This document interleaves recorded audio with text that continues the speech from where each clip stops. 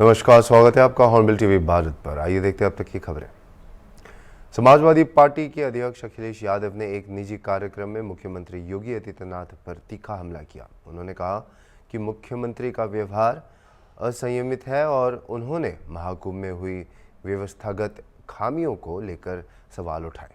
अखिलेश यादव ने उर्दू भाषा को लेकर भी मुख्यमंत्री की समझ पर सवाल खड़ा किया और कहा कि उर्दू भारतीय भाषा है।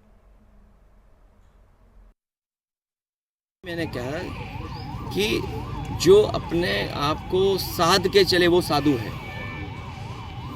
क्या आपको लगता है मुख्यमंत्री ये साध के चल रहे हैं अपने आप को? और जहाँ तक सवाल महाकुंभ का है, महाकुंभ के खिलाफ कोई नहीं है, लेकिन महाकुंभ में आपने निमंत्रण दिया और कहा हमने 100 करोड़ लोगों का इंतज़ाम किया है, लेकिन भगदड़ कैसे हो गई, ट्रैफिक जाम कैसे हो गए, लोगों को गाड़ियों में गुजारना पड़ा समय, लोगों की जान चली गई, लोग अयोध्या में मर गए, श्रद्धालु आपके बनारस में मर गए, श्रद्धालु आपके बड़े पैमाने पे घर पहुंचने और घर से आने पर मर गए। उनकी मदद कौन करेगा? सरकार क्यों नहीं करती है? और फिर आपने छिपा के क्यों रखा कि आपके वाटर का पेरीमीटर क्या है? आप समझते होंगे ये बैक्टीरिया कहाँ से आता है? ये बैक्टीरिया जहाँ से आता है शायद मुख्यमंत्री जी को पता भी नहीं है। अगर मुख्यमंत्री जी को ये जानकारी होती तो शायद खुद भी स्नान नहीं करते। और अब बात समझ में आई है कि मुख्यमंत्री जी कपड़े पहन कर क्यों स्नान कर रहे थे, क्योंकि उन्हें रिपोर्ट पता होगा पॉल्यूशन बोर्ड की, उन्हें एनजीटी की रिपोर्ट पता होगी कि बैक्टीरिया कितने हैं पानी में। लेकिन मुख्यमंत्री जी को पता होना चाहिए कपड़ों से बैक्टीरिया नहीं रुकता है, कपड़ों से बैक्टीरिया नहीं रुकता है, बैक्टीरिया तो जाएगा ही जाएगा।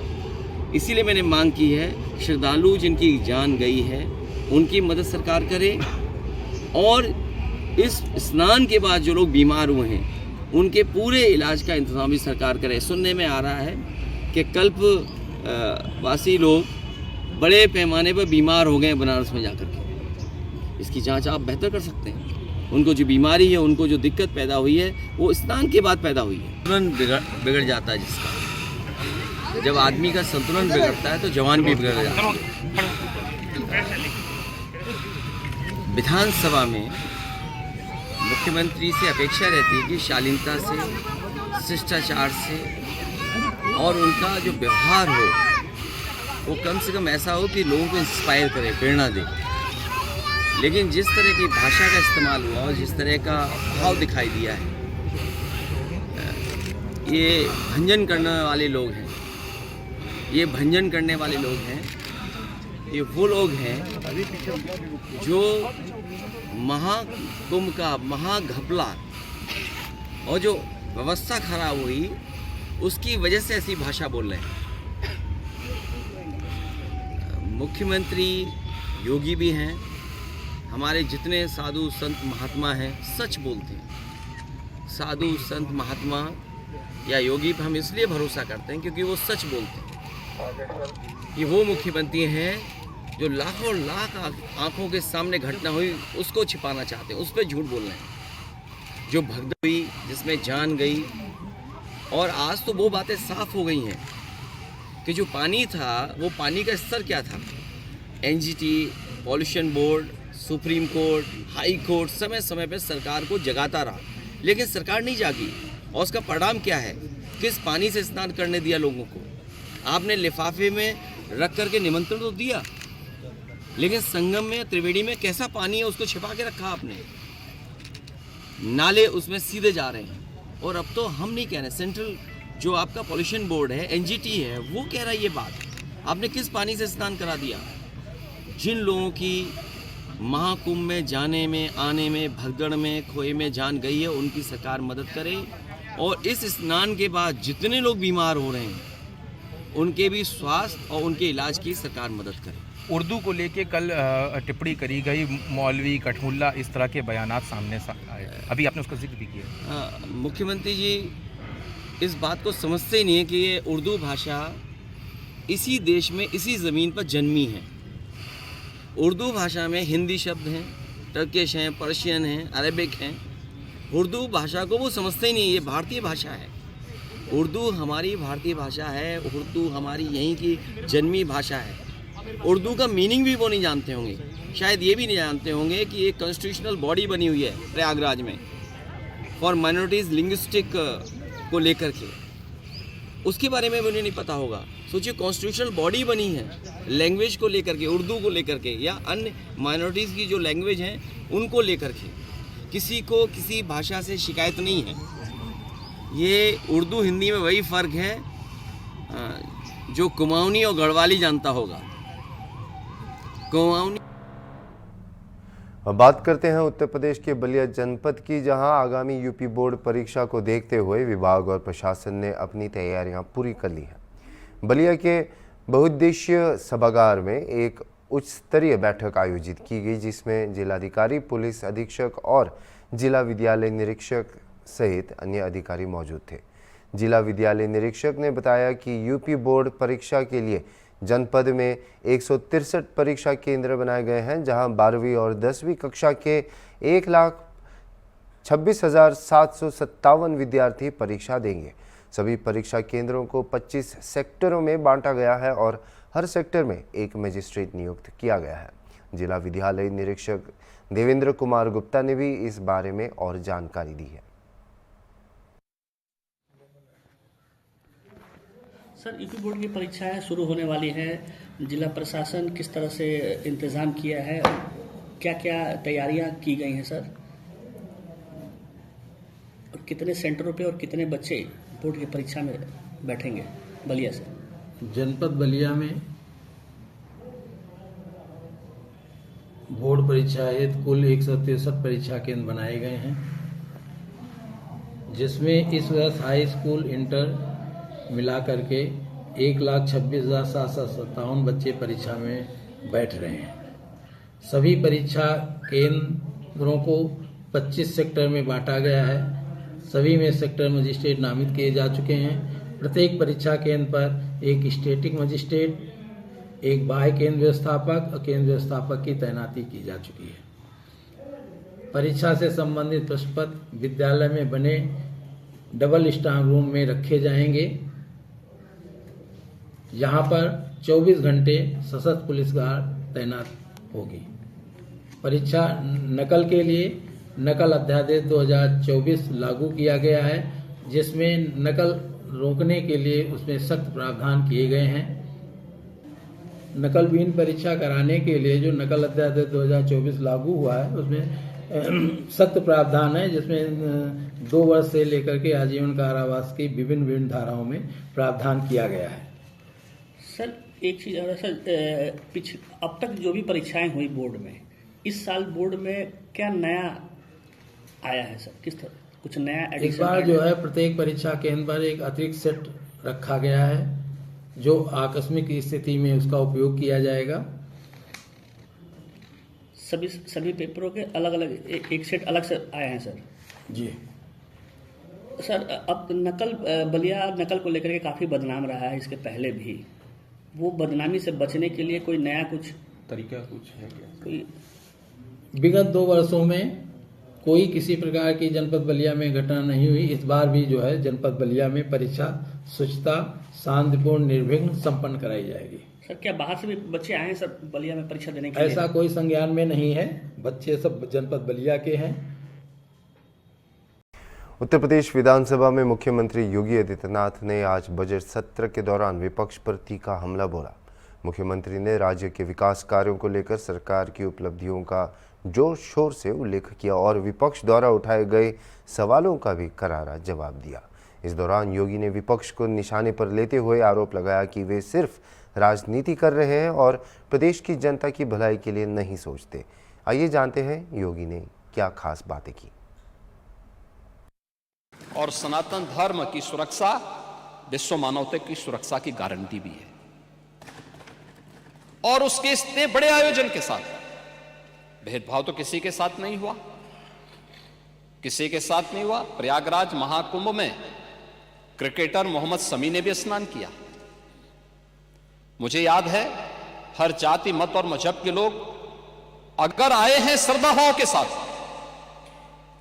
तो उन्होंने आस्था की पवित्र डुबकी भी लगाई। हां, अगर कोई चिढ़ाने के लिए आया है तो वहां पर उनको वैसे दुत्कार करके भगा भी दिया गया, और ये होना भी चाहिए था। और इसीलिए मैं इस बात को मानता हूं, आप लोगों ने जो बात कही हमें ये सब बुरा नहीं लगता, इसलिए नहीं क्योंकि हम जानते हैं आपकी प्रवृत्ति है, क्योंकि हम लोग इस बात को मानते हैं कि संक्रमित व्यक्ति का उपचार हो सकता है, संक्रमित सोच का उपचार नहीं हो सकता, उसका कोई उपचार नहीं, वो अपने आप ही कुड़ता रहेगा। और इसलिए इस महान आयोजन को करने का अवसर हमारी सरकार को प्राप्त हुआ। और मेरा यह मानना है कि महान कार्य को 3 अवस्थाओं से गुजरना पड़ता है, याद रखना, उपहास से, विरोध से और अंततः स्वीकृति से। और स्वीकृति का इससे बड़ा प्रमाण क्या हो सकता है कि समाजवादी पार्टी के राष्ट्रीय अध्यक्ष भी जो शुरू से विरोध कर रहे थे, अंततः चुपचाप जाकर के डुबकी लगाए। जब आप अपनी बात कह रहे थे, मैं धन्यवाद दूंगा माननीय सदस्य श्री मनोज पांडे जी को, जिन्होंने उन अफवाहों की ओर ध्यान भी दिया, कि उल्लेख किया कि काहिरा का वीडियो लेकिन महाकुंभ के साथ जोड़ करके दुष्प्रचार किया जा रहा था, नेपाल का वीडियो महाकुंभ के साथ, झारखंड की किसी घटना को महाकुंभ के साथ, या देश के अंदर के किसी अन्य दुर्घटना को जूसी के साथ जोड़ करके दुष्प्रचार करके अफवाह फैलाने का जो कार्य हो रहा था, कौन लोग थे वो? और इसीलिए मैं कहना चाहूंगा कि बड़ा हसीन है इनकी जवान का जादू, लगा के आग बहारों की बात करते हैं। जिन्होंने रात में चुन चुन के बस्तियों को लूटा, वही नसीबों के मारों की बात करते हैं।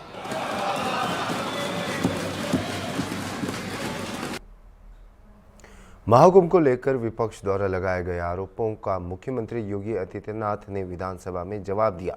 सीएम योगी ने महाकुंभ की दिव्यता, भव्यता और प्रबंधन की सराहना की और समाजवादी पार्टी को दोहरा चरित्र बताकर कहा कि जब तक दिल्ली में पप्पू और यूपी में टप्पू रहेंगे, भाजपा की सरकार बनने से कोई नहीं रोक सकता। इसी मुद्दे पर हॉर्नबिल टीवी ने उत्तर प्रदेश सरकार के मंत्री रविंद्र जायसवाल और दयाशंकर सिंह से विशेष बातचीत की। सदन में सपा को करारा जवाब दिया और कहा है जब तक कि पप्पू और टप्पू रहेंगे, भारतीय जनता पार्टी की सरकार बनने से कोई नहीं रोक सकता। हमारे साथ मौजूद हैं रविंद्र जायसवाल जी, उनसे बात करेंगे। सर, आज मुख्यमंत्री जी ने कहा जिस तरह से परिवारवाद को लेकर चल रहा था और जिस तरह से महाकुंभ को लेकर तमाम तरह के आरोप लगा रहे थे, आज मुख्यमंत्री जी ने जवाब दिया है जब तक पप्पू रहेंगे केंद्र में और टप्पू रहेंगे यूपी में, क्या कहेंगे? देखिए, भारत के लोकतंत्र बड़ा पवित्र है, सत्ता हो चाहे विपक्ष हो, एक से एक हमारे राजनेता रहे हैं, विचार के रहे हैं, समर्पण के रहे हैं और इस कारण से हमारा लोकतंत्र बहुत शानदार रहा है।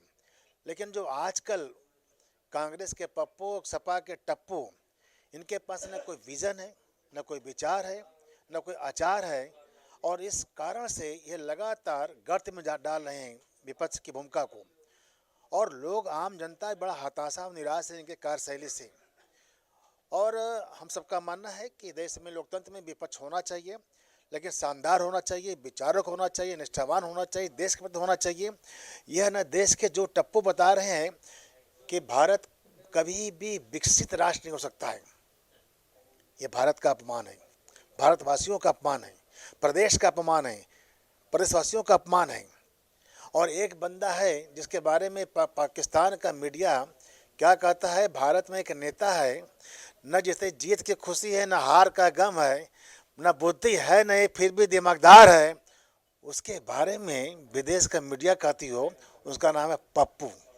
अरे देखिए, दयाशंकर सिंह जी भी हमारे साथ, उनसे भी बात करेंगे। सर, जिस तरह से मुख्यमंत्री जी कह रहे थे दोहरा चरित्र, एक तरफ कुंभ को लेकर आरोप लगाते हैं और एक तरफ कहते हैं कि कुंभ की डेट बढ़ा दी जाए, दोहरा चरित्र को लेकर मुख्यमंत्री योगी आदित्यनाथ जी कह रहे हैं, तो क्या कहेंगे आप? देखिए, दुनिया का सबसे बड़ा जो कुंभ जो है धार्मिक आयोजन है, दुनिया के कई देशों के जितनी जनसंख्या होगी उससे ज़्यादा लोग यहाँ पर डुबकी लगा चुके हैं और कई राष्ट्राध्यक्ष जो है इसमें आए, कई देशों के प्रतिनिधि आए। भारत के कोई ऐसा जगह नहीं होगा, कोई गांव नहीं होगा, कोई ऐसा जनपद नहीं होगा जहाँ से लोग जो है कुंभ में न आ रहे हों। हम लोगों को इस पर गर्व होना चाहिए, कितना बड़ा आयोजन भारत में हो रहा है, पूरी दुनिया इसको स्वीकार कर रही है और अपने ही देश में जो वोट की खातिर इन लोगों को लगता है कि एक मजहब का वोट हमको नहीं मिलेगा, इसलिए कुंभ प्रारंभ होने से पहले से ही ये लोग आरोप प्रत्यारोप शुरू कर दिए। ठीक है, आज आप कह रहे हैं ये चीज़ें वो चीज़ें, लेकिन जब अभी कुंभ प्रारंभ में नहीं हुआ था उसके पहले आपका बयान आने लगा था कुंभ के प्रति निगेटिविटी। अयोध्या इतना बड़ा 500 वर्षों के संघर्ष के बाद वहाँ राम मंदिर बना, वहाँ लेकिन वो वहाँ पर दर्शन करने नहीं गए। इन लोगों का जो वोट का जो डर सता रहा है ना, उसे ये लोग बोल रहे हैं, क्योंकि ये लोगों को यही इसी तरह से करके राजनीति करते हैं।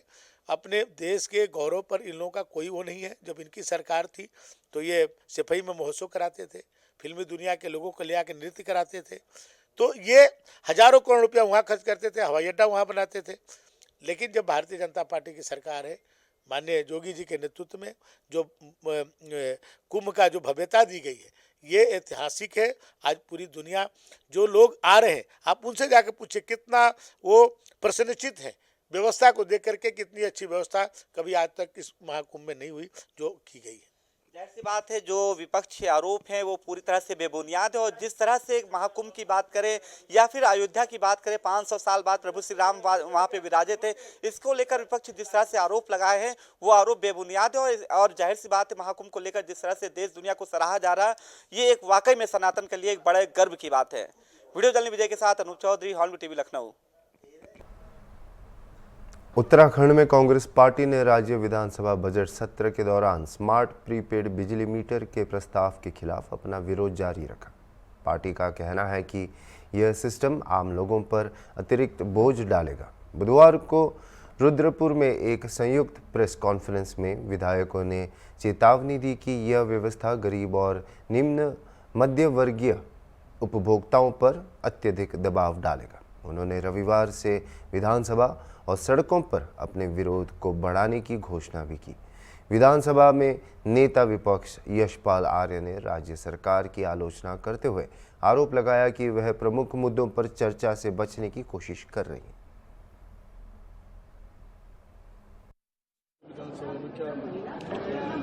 देखिए, सरकार अहंकार में डूब चुकी है। सदन को सत्रावधि को बढ़ाना नहीं चाहती है, और जो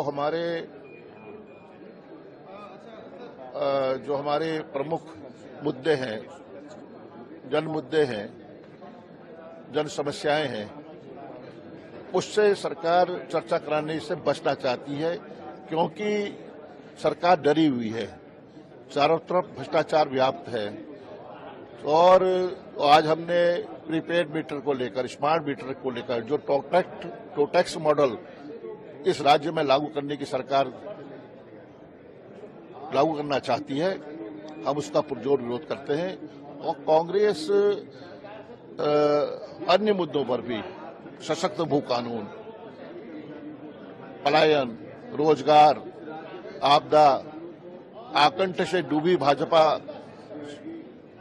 भ्रष्टाचार में, इन मुद्दों को भी हम सदन में लाना चाहते हैं। और हम चाहते हैं कि अभिभाषण पर व्यापक चर्चा हो, हम चाहते हैं कि सामान्य बजट पर चर्चा हो, हम चाहते हैं कि जो विभागवार बजट प्रस्तुत हो रहा है उस पर भी व्यापक चर्चा हो। और यह इसके लिए पर्याप्त दिन नहीं है। हम चाहते हैं कि सरकार को अभी भी समय है कि इस कार्यावधि बढ़नी चाहिए। अभी के लिए इतना ही, और खबरों के लिए आप देखते रहिए हॉर्नबिल टीवी।